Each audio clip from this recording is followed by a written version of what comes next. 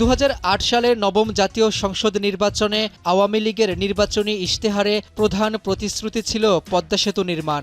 আওয়ামী লীগ সরকার ক্ষমতায় এলে 2009 সালে সেতুর নকশা প্রণয়নের প্রস্তাব মন্ত্রিসভায় অনুমোদন করে 2010 সালে দরপত্র আহ্বান করা হয়। পরে পদ্মা সেতুতে অর্থায়নে আগ্রহ দেখায় বিশ্বব্যাংক। $290 কোটি ব্যয়ে দেশের সর্ববৃহৎ পদ্মা সেতু প্রকল্পের জন্য 2011 সালের 28 এপ্রিল বিশ্বব্যাংকের সঙ্গে $120 কোটি ঋণ চুক্তি স্বাক্ষর করে তৎকালীন আওয়ামী লীগ সরকার। তবে পদ্মা সেতুর কাজ শুরু হওয়ার আগেই বাধে বিপত্তি। বিশ্বব্যাংকের পক্ষ থেকে আসে দুর্নীতির অভিযোগ, স্থগিত করা হয় অর্থায়ন। 2012 সালে পদ্মা সেতু নির্মাণে দুর্নীতির ষড়যন্ত্রের অভিযোগ এনে মামলা করে দুর্নীতি দমন কমিশন।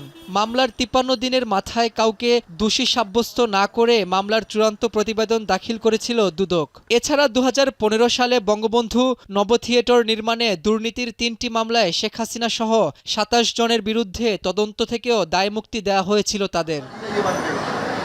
মঙ্গলবার পদ্মা সেতু নির্মাণে দুর্নীতির ষড়যন্ত্র মামলা ও বঙ্গবন্ধু নব থিয়েটার দুর্নীতির 3 মামলায় পুনরায় তদন্তের সিদ্ধান্ত নিয়েছে দেশের দুর্নীতি বিরোধী সংস্থা দুদক। অনুসন্ধান দলের সদস্যরা দালিলিক প্রমাণাদি সংগ্রহের জন্য বিভিন্ন দপ্তরে পত্র লিখছেন। এটা তাদের অনুসন্ধান কাজের অংশ। তথ্যাদি পাওয়ার পরে এগুলি পর্যালোচনা করবেন তারা এবং এটার সাথে অভিযোগ প্রমাণের সহায়ক এবং অভিযোগ সংশ্লিষ্ট যারা থাকবেন তাদের সবাইকে তাদের কাছে জিজ্ঞাসাবাদ করা হবে। এরই মধ্যে শেখ হাসিনা সরকারের অগ্রাধিকার ভিত্তিক 8টি প্রকল্পে 21,000 কোটি টাকা লোপাটের তদন্তে প্রধান উপদেষ্টার দপ্তর বরাবর তথ্য চেয়ে চিঠি দেওয়া হয়েছে। এসব অভিযোগের মধ্যে রয়েছে প্রতারণা, অনিয়ম, দুর্নীতির মাধ্যমে আশ্রয়ন প্রকল্প, বাংলাদেশ অর্থনৈতিক অঞ্চল কর্তৃপক্ষ ও বাংলাদেশ রপ্তানি প্রক্রিয়াকরণ এলাকা কর্তৃপক্ষের নামে দুর্নীতি করা। এদিকে আওয়ামী লীগ সরকারের আমলের দুর্নীতির তদন্ত অগ্রাধিকার ভিত্তিতে করা হবে বলে জানিয়েছেন প্রধান উপদেষ্টার প্রেস সচিব। এটা নিয়ে আমাদের খুবই টপ প্রায়োরিটিতে এটা। আপনি জানেন উনি একটা চোরতন্ত্র এখানে জারি করেছিলেন।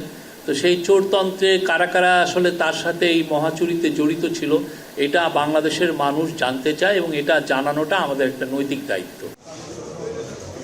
এদিকে এদিন সাবেক খাদ্যমন্ত্রী সাধনচন্দ্র মজুমদারের 65টি ব্যাংক হিসাবে অস্বাভাবিকভাবে 43 কোটি টাকা লেনদেনের সংশ্লিষ্টতা থাকার অভিযোগ এনে মানি লন্ডারিং প্রতিরোধ আইনে সাবেক খাদ্য সচিব ইসমাইল হোসেনের বিরুদ্ধে মামলা করে দুদক। মঙ্গলবার ঢাকা মহানগর সিনিয়র স্পেশাল জজ ইব্রাহিম মিয়ার আদালতে হাজির করা হলে তাকে গ্রেপ্তার দেখানো হয়েছে।